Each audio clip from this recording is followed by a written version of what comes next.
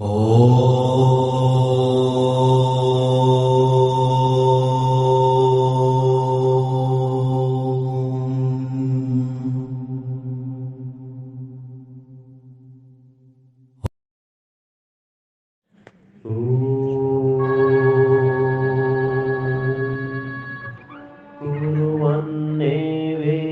कर्माणि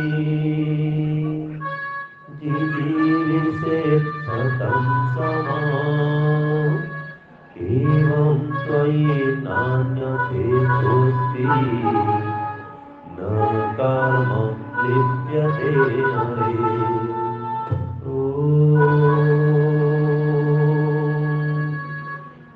ईशावास्यमिदं सर्वं यत्किञ्च जगत्यां तेन त्यक्तेन बुद्धिधा मा गृधः कस्यचित् मा गृधः कस्यचित्। इसमें कहा पहले मंत्र में कुर्वन्नेवेह कर्माणि, कि कर्मों को करते हुए जिजीविषेत् शतं समाः 100 साल तक जीने की इच्छा करिए। और कैसे कर्म करते हुए? निष्काम कर्म करते हुए, जो भगवान कृष्ण जी अर्जुन को उपदेश किए थे गीता में कि हमें निष्काम कर्म करना है। तो मतलब कोई सकाम कर्म भी है कि नहीं? तो सकाम और निष्काम। और वो भी याद रखिए, अगर सकाम कर्म है लेकिन पुण्य काम है, धर्म काम है, तब तो ठीक है, उसमें सुख मिलेगा। लेकिन भूल से अगर वो पाप काम हो गया, अधर्म हो गया, उससे दुख मिलता है। कर्म 4 प्रकार का होता है। इस मंत्र में निष्काम कर्म करने की बात आई।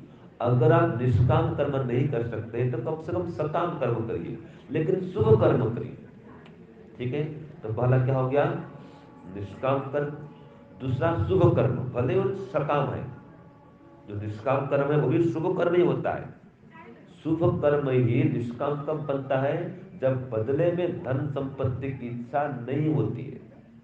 लोग मान सम्मान करें, पद प्रतिष्ठा मिले नहीं मिले कोई बात नहीं, तो बदले में मुझे ईश्वर मिले, मैं मोक्ष को प्राप्त करूं, इस भाव के लेके जो कर्म करते हैं निष्काम होता है। अगर इस भाव से कर्म नहीं कर पा रहे तो सकाम कर्म करें, दान करें, पुण्य करें, आपका गुणगान होगा, तख्ती रहेगी दीवारों में, ये दाता का सेठ है, फुलवाला पहनाएंगे, स्टेज बुलाएंगे, ये भी पुण्य कर्म है। दान करना, परोपकार करना, कुआं बनाओ, तालाब खुदवाओ, कहीं प्याऊ लगाओ, गौशाला में दान करो, ये सारे पुण्य काम है। लेकिन बदले में मान सम्मान मिले इस भाव से कर रहे हैं, ये सकाम हो जाता है। सकाम कर्म से बंधन में आता है व्यक्ति, और निष्काम कर्म से मोक्ष में जाता है। तो अगर निष्काम कर्म नहीं कर पाते, सकाम कर्म करें, लेकिन शुभ कर्म करें। आगे जो आता है अशुभ कर्म, वो कभी नहीं करें। हिंसा करना, चोरी करना, डाका डालना, मारपीट करना, ये क्या है? अशुभ कर्म है, ये नहीं करना चाहिए। तो एक निष्काम कर्म, एक शुभ कर्म और एक अशुभ कर्म। एक होता है दोनों के बीच का कर्म, जिसमें थोड़ा शुभ कर्म भी होता है और अशुभ कर्म भी होता है, वो नहीं करना चाहिए। जहां तक हो सके अशुभ कर्म नहीं करना चाहिए, शुभ कर्म ही करना चाहिए। लेकिन अगर मजबूरी में अशुभ कर्म माने थोड़ा पाप हो ही जाता है तो क्या करेंगे? वो मजबूरी है, मजबूरी है। जैसे कि खेती करते हैं, अब खेती करने में कितने कीट पतंग मर जाते हैं ना जी, कीटनाशक भी छिड़ते हैं, तो कई पशु पक्षी कीट पतंगों को हानि भी होती है, नुकसान भी होता है, लेकिन बदले में बहुत सारा अनाज आप कमाते हैं, लोगों का भरण पोषण करते हैं। तो खेती करना दोनों काम है, उससे पुण्य भी होता है और थोड़ा पाप भी होता है, तो मिश्रित कर रहे हैं। जैसे वृक्षारोपण करना है ना, बहुत बड़ा पुण्य काम है, लेकिन आप रोज रोज देते हैं पानी उसमें, तो अगर कोई चींटी है वहां पर मर भी जाती है। गड्ढा खोदते हैं, चारों ओर ये करते हैं, कोई केंचुआ मर भी सकता है। तो अगर उससे हिंसा हो गई तो हो गया मिश्र कर्म, मिश्रित कर्म हो गया। तो मिश्रित कर्म तक छूट है, कोई बात नहीं। बदले वो बहुत उपकार होता है।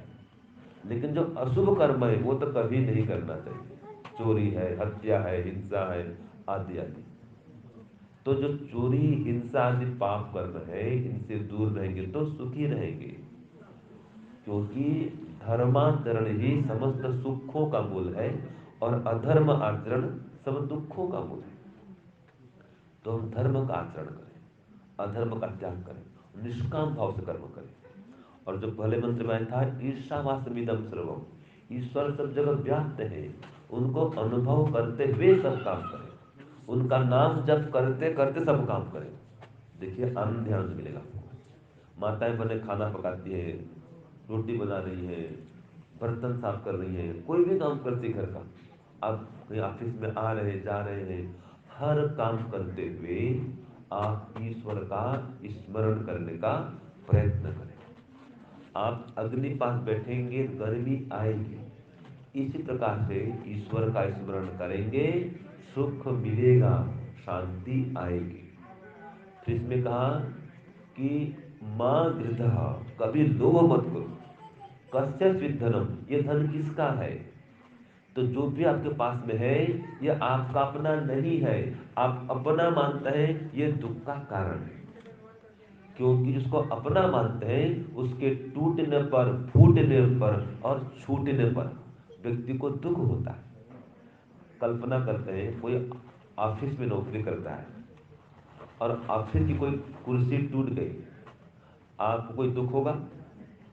सरकारी कार्यालय है, कोई कुर्सी टूट गई, आपको दुख नहीं होगा। और घर की एक कुर्सी टूट जाए तो क्यों जी, दुख होता है ना। क्यों? आपने ये सोच रखा है ये कुर्सी मेरी है, मेरे घर की है, ये स्वस्वामी संबंध है, इसको आपने अपना मान रखा है। ऐसे मेरा बेटा, मेरी बेटी, मेरा धन, मेरी गाड़ी, जहां जहां भी मेरा मेरा है ना, ये दुख का कारण है। मेरा कहते ही उसके छूटने पर या उसके रूठने पर भी, उसके फूटने पर भी या उसके दूर होने पर भी आपको दुख होगा। इसलिए अपने पास जो भी है उसको अपना न माने, परमात्मा का माने, अपने को उसका प्रयोग करता माने और परमात्मा को प्रदाता माने, तो फिर उसके छूटने, टूटने, फूटने पर दुख नहीं होगा। ऐसे ही जैसे मैंने कहा कर्म 4 प्रकार के होते हैं, तो इन कर्मों को करते हुए कुछ सिद्धांतों को याद रखें कि आप कितना ही अच्छा काम करें, आपके पीछे कुछ न कुछ लोग कहेंगे। ऐसे भी लोग हैं दुनिया में, आपकी बुराई करेंगे। ये आता है कितना, कुछ तो लोग कहेंगे, लोगों का काम है कहना, छोड़ो बेकार की बातों को, इन बातों में क्या पढ़ना, कुछ तो लोग कहेंगे। तो आप कितने अच्छा काम करो, कुछ न कुछ लोग कहेंगे, तो कहने दो। आप याद रखना, कोई बात नहीं, क्या सोचेंगे? कोई बात नहीं। आप अच्छे काम कर रहे हैं, फिर भी कोई निंदा कर रहा है, जुगली करता है, करने दो, कोई बात नहीं। आपको आगे बढ़ना है, धर्म पथ को छोड़ना नहीं, कोई बात नहीं, बोलने दो। फिर आगे है, प्रश्न आता है, स्वामी जी ऐसे कैसे कोई बात नहीं, ये खुला अन्याय कर रहा है, अधर्म कर रहा है, मेरा विरोध कर रहा है, मेरी इतनी भी गलती नहीं है, कैसे ऐसे मान लूं मैं? तो अगला उपाय है, ईश्वर न्याय करेगा। पहला क्या था? कोई बात नहीं। दूसरा, ईश्वर न्याय करेगा। अगर आपकी गलती नहीं है फिर भी वो आपकी हानि कर रहा है, नुकसान कर रहा है, बदनाम कर रहा है, तो कोई बात नहीं। और कोई बात नहीं से मन नहीं मानता है, फिर सोचेंगे ईश्वर न्याय करेगा। और फिर भी बात आती है कि स्वामी जी ईश्वर कब न्याय करेगा? जब न्याय करेगा तब न्याय करेगा, अभी तो मुझे दुख हो रहा है, अभी तो मेरी हानि हो गई। तो कोई बात नहीं, ये समय भी बीत जाएगा, ये समय भी बीत जाएगा। और ये कोई नई घटना नहीं है, ये कोई नई घटना नहीं है। भगवान कृष्ण को भी 100 गालियां पड़ी थी।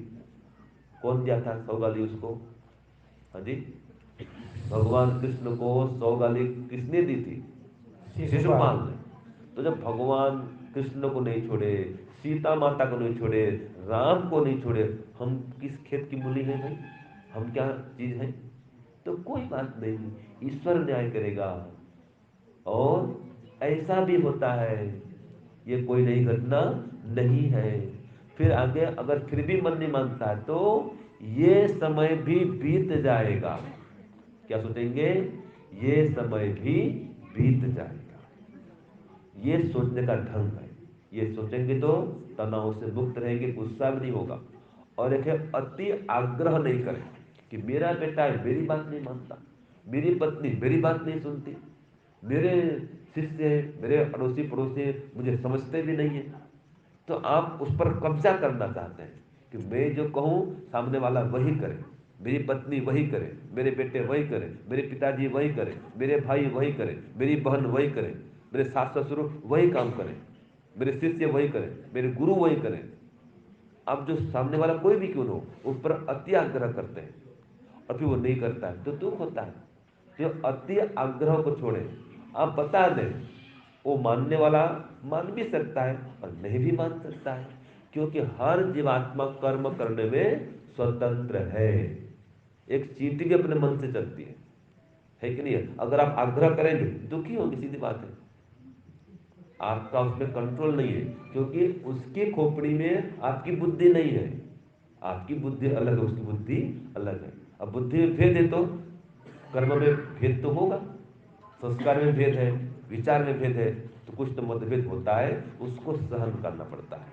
तो जो सहेगा वो सुखी रहेगा। बोलिए, जो सहेगा वो सुखी रहेगा, जो नहीं सहेगा वो दुखी रहेगा। तो सुख से रहना चाहते हैं तो सहन करना सीखें और समन्वय स्थापित करें। पति पत्नी दोनों आपस में एक दूसरे को समझें और आपस में समन्वय स्थापित करें। थोड़ा वो सहे, थोड़ा वो सहे। तो जिस परिवार में समन्वय है उस परिवार में सुख है। जिस परिवार में सहन शक्ति है उस परिवार में सुख है। जिस परिवार में ईश्वर की भक्ति है वहां सुख है। और एक है यश थ्योरी, माने आप कुछ भी कहें, कोई मान लीजिए कोई आपका अफसर है, कोई भी कुछ कहता है, आपको भले एकदम तुरंत नहीं करना है, लेकिन नेगेटिव नहीं बोलना चाहिए, मैं नहीं कर सकता अभी, मेरे पास समय नहीं है। जबकि उसको आप 10 मिनट बात करेंगे फिर भी ऐसे बोल देते हैं, तो तुरंत उत्तर नहीं देना चाहिए कि मुझसे नहीं होगा, मैं नहीं कर सकता। तो बोलो ठीक है, समय मिले तो कर दूंगा। किसी भी ऑफिस में जाओ, आपके अधिकारी कुछ कहते हैं ये काम कर दो, आप बोलते हैं मुझसे नहीं होगा। बताओ आपकी उन्नति होगी? होगा प्रमोशन? नहीं होगा। यश थ्योरी, कोई भी कुछ कहे, अगर अच्छी बात है सच्ची बात है उसको दिल से हृदय से स्वीकार करिए और उसको करने लग जाइए। उत्तर नहीं देना चाहिए, विरोध नहीं करना चाहिए। ये यश थ्योरी है कि अच्छी बातों को स्वीकार करिए। लेकिन हम तो स्वीकार करेंगे, सामने वाला क्या करे? ठीक है भाई, मेरी बात माने तो ठीक, नहीं माने तो ठीक। सामने वाला ये सोचेगा और हम क्या करेंगे? हम तो बात